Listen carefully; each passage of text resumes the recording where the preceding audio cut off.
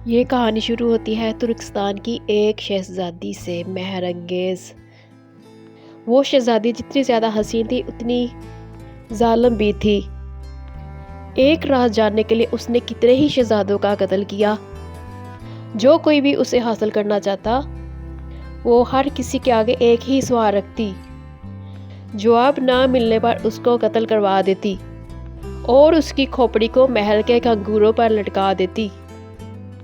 ایسے ہی ایک شہزادہ ہندوستان تھا۔ اس نے پکا ارادہ کیا تھا اس شہزادی کو میں انجام تک پہنچا کر ہی چھوڑوں گا۔ سٹوری کو شروع سے سننا چاہتے ہیں تو پارٹ 1 کو دیکھیں۔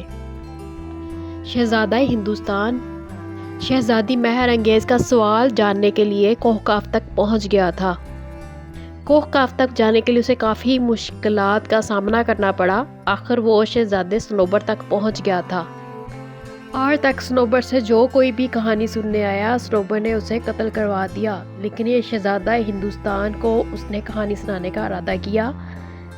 اس نے اپنی کہانی سنانے کا آغاز کیا اور اسے پرانے کنڈرات میں لے گیا اور کہا، یہی میری محبت کی داستان ہے۔ اس کا آغاز اور انجام یہاں پر ہوا۔ بادشاہ التمش کی ایک ہی بیٹی تھی جس کا نام گل تھا۔ شہزادی گل کو بچپن سے ہی پردوں میں رکھا گیا کیونکہ وہ بہت زیادہ خوبصورت تھی۔ اس کو کسی بھی غیر مرد نے نہیں دیکھا تھا، حتیٰ کہ محل کے لوگوں نے بھی اس کو ٹھیک طرح سے نہیں دیکھا۔ اب شہزادی جوان ہو چکی تھی اور اپنی زندگی سے اکتا چکی تھی کیونکہ اس نے باہر کی دنیا نہیں دیکھی تھی۔ وہ اس قید خانے سے نکلنا چاہتی تھی۔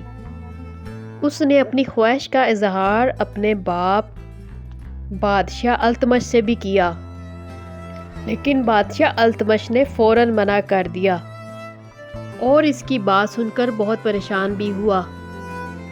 شہزادی اپنی زندگی سے بہت بیزار تھی۔ اس کا بس نہیں چل رہا تھا کہ اس محل سے نکل کر باہر کی دنیا کو دیکھے۔ وہ کہتی تھی، یہاں میرا دم گھٹتا ہے اور یہاں میں اپنے آپ کو قیدی محسوس کرتی ہوں۔ میرا یہاں پر دم گھٹتا ہے، میں یہاں سے نکلنا چاہتی ہوں، میں بیزار ہو چکی ہوں، میں اس قید خانے سے باہر جانا چاہتی ہوں۔ تو بادشاہ التمش نے کہا، یہ تم مجھ پر کون سا الزام لگا رہی ہو؟ کیا میں نے تمہیں قید کیا؟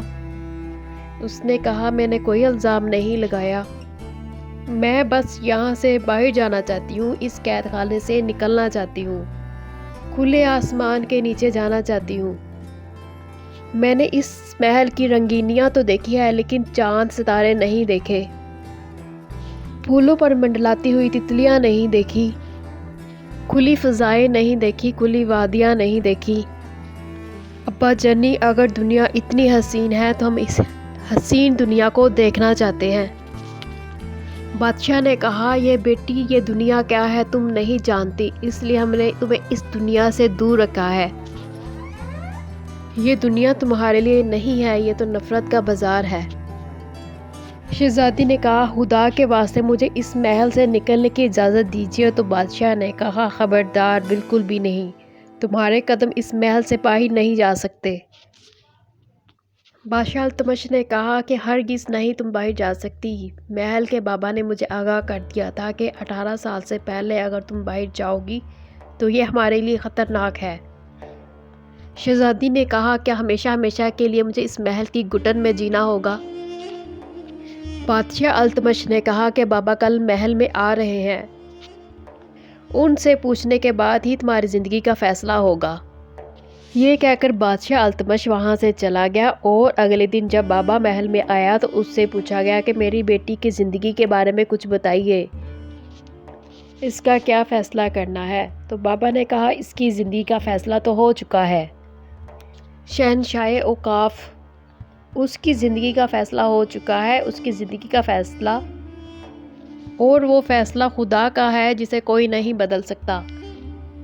بادشاہ التمش نے کہا کہ یہ تم کیا کہہ رہے ہو؟ کون سا فیصلہ؟ کس فیصلے کی بات کر رہے ہیں؟ تو بابا نے کہا، میں تمہاری بیٹی گل کی بات کر رہا ہوں۔ بادشاہ اوقاف، آج میں تمہاری بیٹی کے مستقبل کے بارے میں بتانے آیا ہوں۔ جلدی بتائیے بابا، ہم اپنی بیٹی کے مستقبل کے بارے میں جاننا چاہتے ہیں۔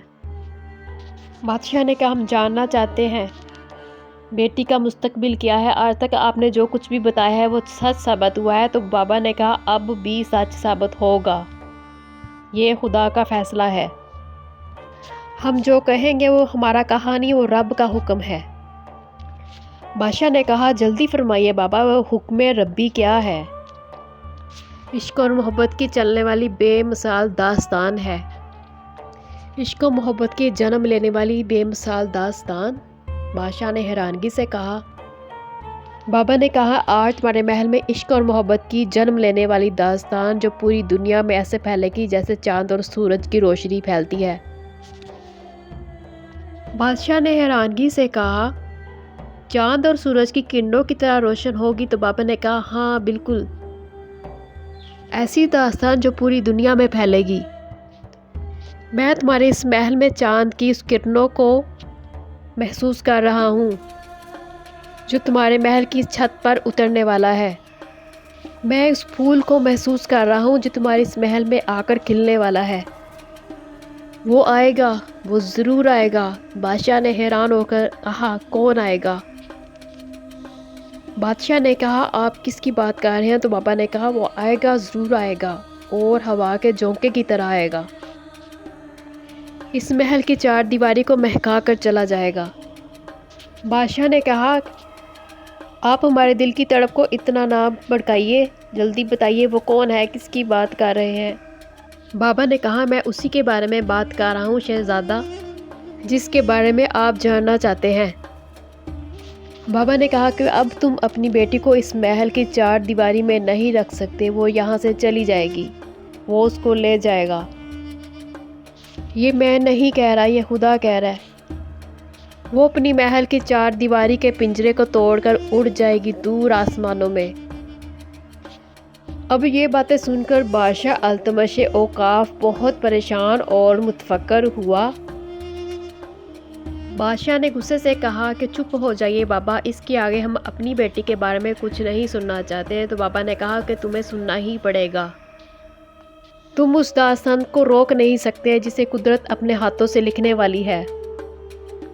بادشاہ نے کہا اگر یہ بات ہے تو ہم اپنی بیٹی کو 1000 تالوں میں قید کر دیں گے تاکہ تمام عمر اس سے باہر نہ نکل سکے۔ تو بابا نے کہا وہ سارے تالے توڑ کر نکل جائے گی، اسے 1000 تالے نہیں روک پائیں گے، نہ 1000 دیواریں اور نہ 1000 تلواریں، وہ ان سب کو توڑ کر نکل جائے گی۔ اب بادشاہ نے بہت غصے سے کہا چپ ہو جائیے، کہیں ایسا نہ ہو سلطان التمش کی تلوار آپ کے ٹکڑے ٹکڑے کر دے۔ چلے جائیے اس محل سے، اگر سلطان التمش کی بیٹی کی یہی زندگی ہے تو اسے خود اپنے ہاتھوں سے قتل کرے گا، کوئی بھی شخص یہاں سے زندہ بچ کر نہیں جا سکتا جو ہماری عزت پر ہاتھ ڈالے گا۔ دوسری طرف صنوبر ملک اوقاف کی سرحد میں داخل ہو چکا تھا، وہ محل تک پہنچنے میں کامیاب ہو چکا تھا۔ سلطان التمش نے شہزادی گل کو محل کے تہہ خانے میں بند کیا اور اپنے سپہ سالار سے کہا تمہیں جو کوئی بھی نظر آئے فوراً اسے قتل کر دینا، اور سپہ سالار سے وعدہ لیا کہ تم ہر طرح سے شہزادی کی حفاظت کرو گے۔ سلطان التمش نے سپہ سالار سے وعدہ لیا کہ گل کو کبھی یہ پتہ نہیں چلنا چاہیے کہ اسے نظر بند کیا گیا ہے۔ سپہ سالار بہت حیران تھا کیسے، اور کہا کہ میں ایسی گستاخی کیسے کر سکتا ہوں کہ کسی شہزادی کو نظر بند کیا جائے۔ بادشاہ نے کہا وقت اور حالات کا یہی تقاضا ہے۔ اب شہزادی گل کو محل کے تہہ خانوں میں بند کر دیا گیا۔ اب شہزادی بہت زیادہ پریشان ہوئی، وہ ہر صورت یہاں سے نکل جانا چاہتی تھی۔ اب بادشاہ بھی اس سے ملنے نہیں آتا تھا۔ اب شہزادی وہاں پر روتی رہتی تھی۔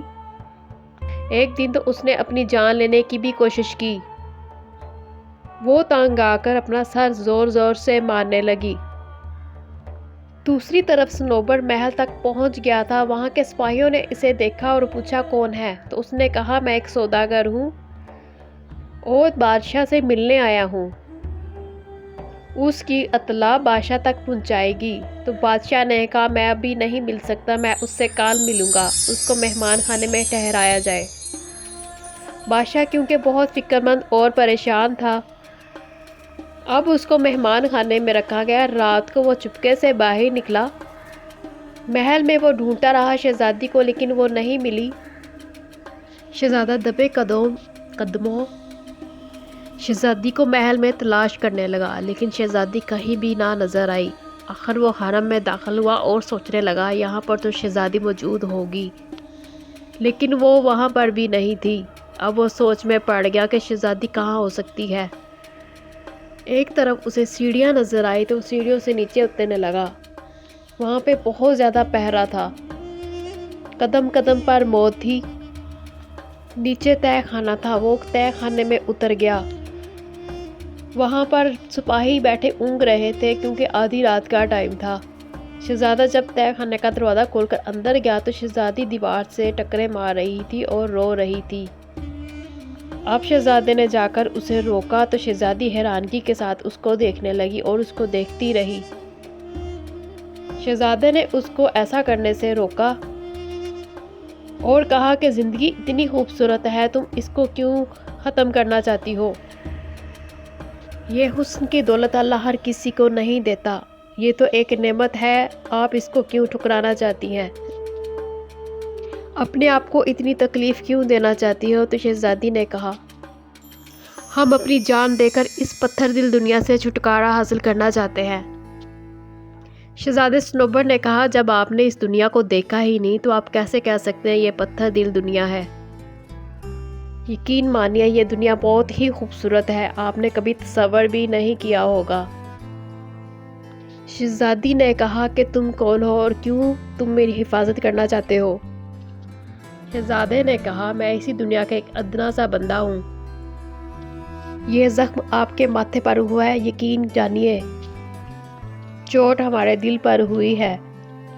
اب شہزادے صنوبر نے گل کی چوٹ کو ہاتھ لگا کر دیکھا تو شہزادی نے کہا تم کون ہو ہم نہیں جانتے، لیکن خدا کے لیے مجھے یہاں سے لے جاؤ۔ تو شہزادے نے اسے یقین دلایا میں تمہیں یہاں سے ضرور لے جاؤں گا، جہاں پر کھلی وادیاں، کھلی فضائیں اور آزادی ہو۔ اب صنوبر گل کو لے کر وہاں سے نکلا۔ جب وہ تہہ خانے سے باہر آئے تو سامنے بادشاہ سپہ سالار اور سپاہی سامنے کھڑے تھے۔ بادشاہ غصے سے لال پیلا ہو گیا اور اس نے کہا اس سے پہلے کہ میری تلوار تمہارے ٹکڑے ٹکڑے کر دے گل کو چھوڑو۔ اب شہزادے صنوبر کو پکڑ لیا گیا اور اس کو قید خانے میں ڈال دیا اور اگلے دن اس کا گلا کاٹ دیا جانا تھا۔ بادشاہ نے کہا بے ادب سوداگر، تم نے میری بیٹی کے حرم میں داخل ہونے کی جرت کیسے کی؟ سپہ سالار نے کہا یہ کوئی سوداگر نہیں ہے سلطان۔ تو بادشاہ نے کہا تو یہ کون ہے جو سوداگر کے روپ میں ہمارے محل میں گھس آیا؟ یہ سوداگر نہیں بہروپیہ ہے، یہ آپ کے دشمن شہاب الدین کا بیٹا ہے۔ اب بادشاہ بہت حیران ہے، اس نے کہا یہ شہاب الدین کا بیٹا ہے؟ تو سپہ سالار نے کہا ہاں بالکل وہی شہاب الدین جس نے آپ کے بابا کو ہاتھی کے پیروں کے تلے کچل دیا تھا۔ اب بادشاہ بہت غصے سے لال پیلا ہوا۔ بادشاہ نے کہا کیا تم سچ کہہ رہے ہو یہ شہاب الدین کا بیٹا ہے؟ تو سپہ سالار نے کہا ہاں بالکل، آپ اسے خود ہی پوچھ لیجئے۔ اب بادشاہ نے کہا سچ سچ بتاؤ کہ تم کون ہو؟ تو صنوبر نے کہا آپ کے سپہ سالار نے بالکل درست فرمایا، میں کوہ کے بادشاہ شہاب الدین کا بیٹا ہوں۔ بادشاہ نے حکم دیا ابھی اور اسی وقت اس کی گردن قلم کر دی جائے۔ جب سپہ سالار آگے بڑھا تلوار نکال کر تو سامنے گل آ گئی۔ اس نے کہا پہلے میری گردن اڑائیے پھر اس کی۔ گل نے کہا یہ کیا کر رہے ہیں ابا جان، ایک معصوم انسان کی گردن اڑا رہے ہیں۔ بادشاہ نے کہا یہ جو تمہارے پاس کھڑا ہے یہ صرف دشمن ہے، اس کا ختم ہو جانا ہی بہتر ہے، ہٹ جاؤ سامنے سے۔ تو شہزادی نے کہا نہیں ابا جان، اس نے کوئی گناہ نہیں کیا، اس نے کوئی جرم نہیں کیا، لیکن اس نے آپ کی بیٹی کو جینے کا ایک حوصلہ دیا ہے۔ اگر آپ کو اس کو مارنا ہی ہے تو پہلے میرے بھی ٹکڑے ٹکڑے کرنے ہوں گے۔ بادشاہ نے کہا کہ آج ہم تمہاری کوئی التجا نہیں سنیں گے۔ تو صنوبر نے کہا ہم آپ پر ایک زندگی نہیں بلکہ ہزاروں زندگیاں قربان کر سکتے ہیں۔ تو بادشاہ نے کہا تو کوئی قربانی دینے کے لیے تیار ہو جاؤ، اور سپہ سالار کو حکم دیا اس کو لے جاؤ، صبح ہاتھی کے پیروں تلے کچل کر اس کو ختم تک کر دو تاکہ شہاب الدین کی روح لرز اٹھے، وہ آئندہ ہم سے ٹکر لینے کی کوشش نہ کرے۔ اب صنوبر کو وہاں سے لے جایا گیا۔ اب شہزادی بھی پیچھے کو چلی لیکن بادشاہ نے اسے روک لیا۔ سپہ سالار اور فوجی اس کو لے کر وہاں سے چلے گئے۔ سپہ سالار نے کہا یہاں بیٹھ کر صبح تک اپنی موت کا انتظار کرو۔ تم نے اپنے دشمن کے زمین اوقاف پر قدم رکھ کے اپنی موت کو دعوت دی ہے۔ تو صنوبر نے کہا میں یہاں کوئی دشمنی نہیں بلکہ محبت کا پیغام لے کر آیا ہوں۔ صنوبر کو بند کر کے باہر بہت سخت پہرا لگا دیا گیا۔ آدھی سے زیادہ رات گزر چکی تھی۔ وہاں پر گل لائی، اس کے ہاتھ میں تلوار تھی، اس ہاتھ میں ایک کنیز تھی۔ اس نے آتے ہی کہا اس کو باہر نکالو، ہم اس کو خود سزا دیں گے۔ تو سپاہیوں نے کہا شہزادی آپ اور اس وقت صبح تو اس کو سزا دی جائے گی۔ گل نے کہا میرا مجرم سامنے ہو اور مجھے نیند کیسے آئے گی، اس کو جلدی سے باہر نکالو، ہم اس کے ٹکڑے ٹکڑے کر دیں گے۔ ہم کل صبح تک کا انتظار نہیں کر سکتے، ہم اپنے دشمن کو ابھی اور اسی وقت سزا دیں گے، نکالو اس کو باہر۔ ساتھ کھڑی کنیز نے کہا جو کہ شہزادی کی ایک خاص کنیز تھی، شہزادی اپنا بدلہ خود لینا چاہتی ہے، یہ شہزادی عالی کا حکم ہے، شہزادی اپنے ہاتھوں سے اپنے مجرم کو قتل کرے گی۔ اب صنوبر کو باہر نکال کر شہزادی کے آگے کھڑا کیا تو شہزادی اس کو بولنے لگی تمہاری ہمت کیسے ہوئی ہمارے محل میں داخل ہونے کی؟ صنوبر زنجیروں میں جکڑا ہوا تھا۔ اب گل نے سپاہیوں سے کہا کہ جا کے بادشاہ کو اطلاع دے دو میں نے اسے قتل کر دیا۔ تو سپاہی وہاں سے چلے گئے۔ جب سپاہی وہاں سے چلے گئے تو گل نے صنوبر سے کہا کہ تم یہاں سے نکلو جلدی۔ گل نے کہا جلدی سے چلے جاؤ یہاں سے ورنہ یہ لوگ تمہیں چھوڑیں گے نہیں۔ تو صنوبر نے کہا نہیں، میں تمہارے بغیر نہیں جا سکتا، میں اپنا سب کچھ چھوڑ کر آیا ہوں، جان کی بازی لگا کر آیا ہوں، تمہارے بغیر زندہ رہنے کا تصور بھی نہیں کر سکتا، میں تمہیں اس قید خانے میں چھوڑ کر نہیں جا سکتا، میں تمہیں یہاں سے آزاد کروانے آیا ہوں۔ اب شہزادی کی خاص کنیز نے کہا کہ صنوبر تم سمجھنے کی کوشش کرو اور تم یہاں سے چلے جاؤ، گل کی بات مان لو اور جلدی سے چلے جاؤ، یہ لوگ تمہیں زندہ نہیں چھوڑیں گے۔ صنوبر نے کہا اب یہ لوگ مجھے مار بھی دیں تو کوئی پرواہ نہیں، اگر میری زندگی گل کے اوپر قربان ہو جائے تو کوئی پرواہ نہیں۔ گل نے کہا کہ تم یہاں سے چلے جاؤ، اگر تم یہاں سے نکلنے میں کامیاب ہوگے تو تب ہی ہم اس کال کوٹری سے نکلنے میں کامیاب ہو سکیں گے، اس لیے تمہارا یہاں سے زندہ نکل جانا ضروری ہے، یہ کنیز تمہیں یہاں کے چور دروازے سے باہر نکال دے گی۔ صنوبر نے کہا پہلے وعدہ کرو کہ تم ملنے آؤ گی۔ گل نے اس کے ساتھ وعدہ کیا اور کنیز اس کو لے کر چلے گی اور اسے چور دروازے سے اس کو باہر نکال دیا۔ اب کنیز صنوبر کو وہاں سے لے کر چلی گئی۔ وہ جب چور دروازے تک آئے تو اس نے صنوبر سے کہا کہ تم یہاں سے چلے جاؤ، یہ راستہ کوکاف تک جاتا ہے، تمہاری جان کو کوئی نقصان نہیں پہنچے گا۔ صنوبر نے کہا کہ آپ نے ہماری جان بچا کر بہت بڑا احسان کیا ہے۔ تو اس کنیز نے کہا یہ کوئی احسان نہیں، میں تو ایک معمولی سی کنیز ہوں، آپ کی جان تو شہزادی نے بچائی ہے۔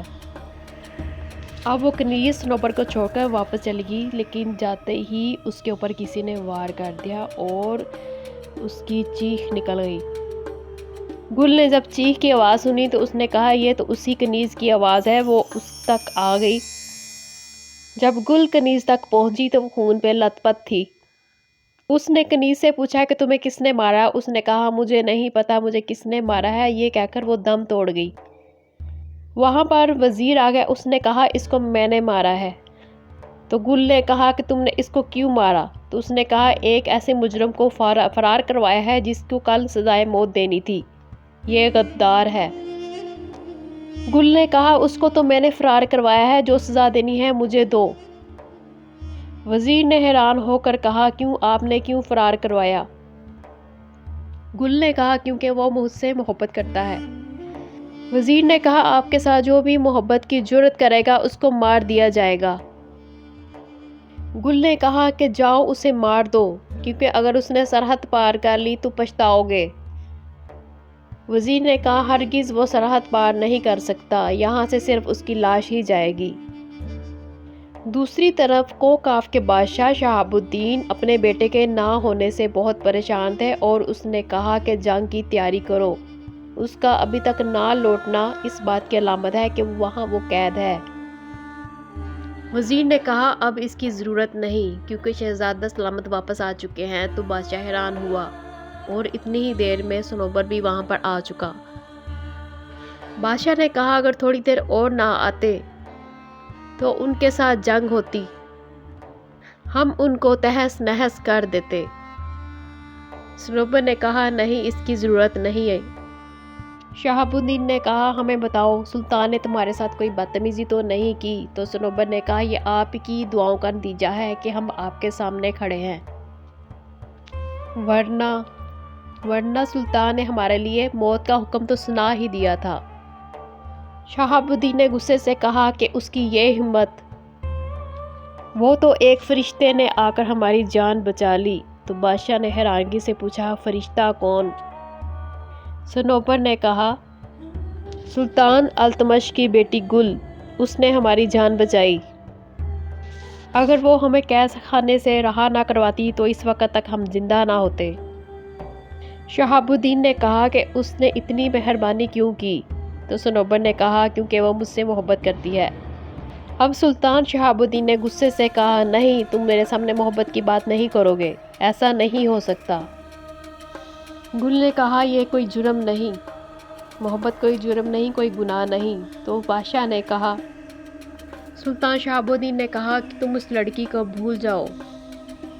تو صنوبر نے کہا میں اس لڑکی کو کیسے بھول سکتا ہوں؟ صنوبر نے کہا وہ اب مجھ سے محبت کرتی ہے، میرے بغیر نہیں رہ سکتی۔ بادشاہ شہاب الدین نے کہا میں نہیں چاہتا کہ اوقاف کی تلوار تمہارے خون کی پیاسی ہو جائے۔ کوکاف میں بہت ساری لڑکیاں ہیں، یہاں پہ تم کسی کو بھی تاج بنا کر اپنی ملکہ بنا سکتے ہو۔ صنوبر نے کہا نہیں، کوکاف کی کوئی ملکہ بنے گی تو صرف گل بنے گی، ہم اسے اوقاف سے لے کر آئیں گے۔ تو بادشاہ نے کہا نہیں، اب تم وہاں پر کبھی نہیں جاؤ گے، اگر تم گئے تو میرا مرا ہوا منہ دیکھو گے، میں تمہیں قسم دیتا ہوں اوقاف کے دربار میں قدم نہیں رکھو گے۔ سلطان التمش نے وزیر کو طلب کیا اور کہا کہ ناممکن تھا کہ شہزادی کے قدم تہہ خانے سے باہر نکلے، تو یہ کیسے ہوا اور وہ قیدی کیسے فرار ہوا؟ وزیر نے کہا کہ قیدی کو آپ کی بیٹی نے فرار کروایا۔ تو بادشاہ نے کہا یہ آپ کیا الزام لگا رہے ہیں؟ اس کے ساتھ اس کی کنیز آرشی بھی تھی، اس کو تو میں نے ختم کر دیا، لیکن گل کا ابھی کوئی نام و نشان نہیں۔ آخرکار گل کو بھی تلاش کر لیا گیا۔ دوسری طرف صنوبر نے ایک خط بھیجا بادشاہ کے نام، جس پہ لکھا تھا وہ اس سے شادی کرنا چاہتا ہے اور یہ نفرت ختم کرنا چاہتا ہے۔ سلطان خط پڑھ کر بہت غصے میں آیا اور اس نے کہا ایسا کبھی نہیں ہو سکتا۔ سلطان نے وزیر سے کہا میں اپنی بیٹی سے ملنا چاہتا ہوں۔ تو وزیر نے کہا وہ تو بہت بیمار ہے۔ اب سلطان التمش اپنی بیٹی کے پاس آیا اور اسے کہا میں تمہارا برا نہیں چاہتا، جو کچھ بھی کر رہا ہوں تمہارے بھلے کے لیے کر رہا ہوں۔ آج میں بہت خوش ہوں، تو کیا تم مجھ سے خوشی کی وجہ نہیں پوچھو گی؟ تو شہزادی نے مڑ کر دیکھا تو اس نے کہا میں نے تمہاری شادی طے کر دی ہے وزیر کے ساتھ۔ اب شہزادی بہت پریشان ہوئی۔ اب شہزادی نے بھی ایک خط لکھا اور کسی طرح صنوبر تک پہنچا دیا، جس پہ اس نے اپنی شادی کے بارے میں لکھا۔ اب سلطان کے پاس آیا، صنوبر سلطان التمش کے پاس آیا اور اس کو کہا کہ اپنی قسم واپس لے، میں اوقاف جانا چاہتا ہوں اور شہزادی کو لے کر آنا چاہتا ہوں۔ سلطان نے کہا نہیں، ہرگز ایسا نہیں ہو سکتا، تم وہاں پر نہیں جا سکتے، ان کی تلواریں تمہارے خون کی پیاسی ہیں، وہ تمہیں جاتے ہی ختم کر دیں گے۔ صنوبر نے کہا تو ایسی زندگی کا کیا فائدہ جس میں کوئی ارمان نہ ہو، خوشیاں نہ ہو؟ آپ کا صنوبر ان کی ساری سینا پر بھاری ہے۔ آخر باپ بیٹوں میں کافی دیر بحث ہوتی رہی تو بادشاہ مان گیا اور اس سے اپنی قسم واپس لے لی۔ صنوبر نے اپنے کچھ جاسوس اوقاف میں بھیجے ہوئے تھے، ان میں سے ایک نے آ کر خبر دی سلطان التمش داتا پیر کی نگری پر حاضری دینا چاہتے ہیں۔ صنوبر نے ایک چال چلی تو اس نے بھی ایک خط لکھا جو شہزادی کے نام تھا۔ وہ خط بادشاہ کے ہاتھ لگ گیا جس میں لکھا تھا کہ میں داتا پیر کی نگری پر تم سے ملنے آؤں گا۔ خط دیکھ کر بادشاہ کو بہت زیادہ غصہ آیا۔ اس نے سپاہیوں کو حکم دیا کہ داتا پیر کی نگری کو چاروں طرف سے گھیر لیا جائے اور اس کے ٹکڑے ٹکڑے کر دی جائیں۔ اب سلطان التمش اور اس کی فوج داتا پیر کی نگری چلے گئے تاکہ شہزادے کو ختم کر سکیں، تو دوسری طرف شہزادہ محل آ گیا کیونکہ اس کی یہ ایک چال تھی۔ محل میں وہ شہزادی کو ڈھونڈنے لگا۔ ڈھونڈتے ہوئے آخر وہ شہزادی تک پہنچ ہی گیا اور شہزادی کو کہا میں تمہیں لینے آیا ہوں، تو شہزادی نے کہا میں نے تمہارا اتنا انتظار کیا، مجھے یقین نہیں کہ تم آؤ گے۔ اب صنوبر گل کو لے کر وہاں سے فرار ہو گیا اور اپنے ملک پہنچ گیا۔ دوسری طرف صنوبر کے باپ سلطان شہاب الدین کو زہر دے دیا گیا۔ جب وہ محل پہنچا تو اس کو یہ افسوسناک خبر ملی۔ زہر دینے والے کو ڈھونڈا جانے لگا لیکن کسی کو بھی اس کا پتہ نہ چلا۔ اب شک سلطان التمش پر تھا کہ اس نے اس کو زہر دیا گیا ہے۔ صنوبر غم سے نڈھال تھا۔ کافی دن ایسے ہی گزر گئے اور اس کے بعد صنوبر کو بادشاہ بنا دیا گیا۔ شہزادی گل کو محل میں نہ پا کر سلطان التمش غصے سے پاگل ہو گیا۔ اس نے فوج کو تیار ہونے کے لیے کہا۔ اس نے کہا کہ کوہ کاف کو تہس نہس کر دیا جائے۔ کافی دن یہ جنگ ہوتی رہی، کافی سپاہی مارے گئے۔ صنوبر مسلسل دوستی کے خط لکھ رہا تھا لیکن سلطان التمش ماننے کے لیے تیار نہیں تھا۔ اب سلطان التمش نے آمری جادوگر کا سہارا لیا۔ اس نے کہا کسی بھی طور پر یہ جنگ نہیں رکے گی جب تک ہماری بیٹی ہمیں واپس نہ مل جائے۔ آمری جادوگر نے اس کو وہ یقین دلایا کہ تمہاری بیٹی تمہیں واپس ضرور ملے گی اور صنوبر کا بھی قتل ہوگا اور اس کو بھی تمہاری بیٹی ہی قتل کرے گی۔ سلطان التمش حیران ہوا، کیا ایسا ممکن ہے؟ اس نے کہا بالکل ایسے ہی ہوگا۔ آمری جادوگر نے کہا میں نے اپنی تمام طلسمی طاقتوں کو جگا دیا ہے، وہ تب تک خاموش نہیں بیٹھے گی جب تک صنوبر گل کو علیحدہ نہ کر دے۔ سلطان التمش نے آمری سے کہا اب تک تمہاری ساری کوششیں بیکار ہو چکی ہیں، اگر ایسا ہوتا تو ہمیں تلوار اٹھانے کی ضرورت نہ پڑتی۔ تو آمری نے کہا کہ تلوار اٹھانے کی ضرورت اب بھی نہیں پڑے گی، ہم نے صنوبر کے قتل کا پورا بندوبست کر دیا ہے۔ آپ کی بیٹی گل اپنے ہاتھوں سے صنوبر کا قتل کرے گی۔ میں نے صنوبر کے محل کے چاروں طرف اپنی عیاری کا جال بچھا دیا ہے۔